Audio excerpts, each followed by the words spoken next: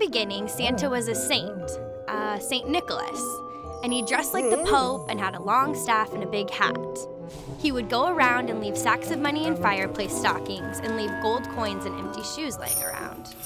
Then the Dutch changed him into some kind of god, like Odin, and he stopped wearing pants.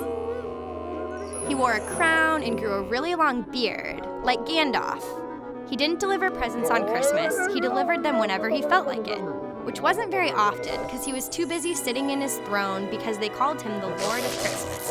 100 or so years later, after he got tired of sitting around, he shrank and became an elf, and his beard shrank too.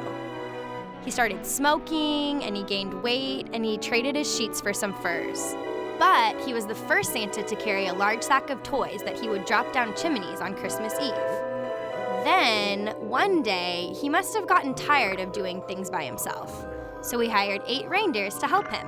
They flew around dragging him in a sleigh, and he smoked his pipe and threw presents down chimneys. Then he got fatter, and he decided it was too cold. So he put on pants and married Mrs. Claus so she could cook him hot meals. Then Santa joined the army and made lots of appearances in malls and Coke commercials so he could pay for his elf workers in the North Pole. And nowadays, he's still around, and he will always be there waiting for the time that he can bring you gifts and cheer on the Christmas time of year. And that's how St. Nicholas became Santa.